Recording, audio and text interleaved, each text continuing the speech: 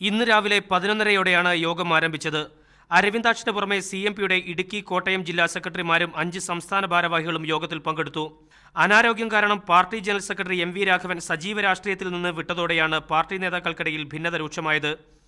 Secretary CP ജോണിന്റെ പ്രവർത്തന രീതിയിൽ എതിർപ്പുള്ളവരാണ് ഇന്നത്തെ യോഗത്തിൽ പ്രധാനമായും പങ്കെടുത്തത്. പാർട്ടി UDFനൊപ്പം നിൽക്കുന്നതിന്റെ ഏക ഗുണം CP ജോണിന് മാത്രമാണെന്ന അഭിപ്രായക്കാരാണിവർ. പാർട്ടിക്ക് UDF അനുവദിച്ച കോർപ്പറേഷൻ ബോർഡ് മെമ്പർ സ്ഥാനങ്ങൾ ലഭിക്കാത്തതിന് പിന്നിൽ CP ജോണിന്റെ സ്ഥാപിത താൽപര്യങ്ങളാണെന്ന സംശയവും ഇവർ ഉന്നയിക്കുന്നു. തെരഞ്ഞെടുപ്പുകളിൽ കൈപ്പത്തി ചിഹ്നത്തിൽ മത്സരിച്ചാൽ ജയസാധ്യത ഉണ്ടെന്ന ചില നേതാക്കളുടെ അഭിപ്രായം പാർട്ടിക്കുള്ളിൽ നേരത്തെ കടുത്ത അഭിപ്രായ ഭിന്നതയ്ക്കിടയാക്കിയിരുന്നു.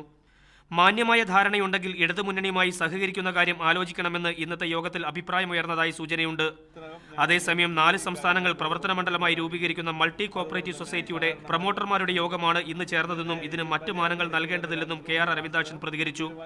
UDF ഇടുന്ന കാര്യം ആലോചിച്ചിട്ടില്ലെന്നും അദ്ദേഹം മീഡിയ വണ്ണിനോട് പറഞ്ഞു. Media one, Kochi.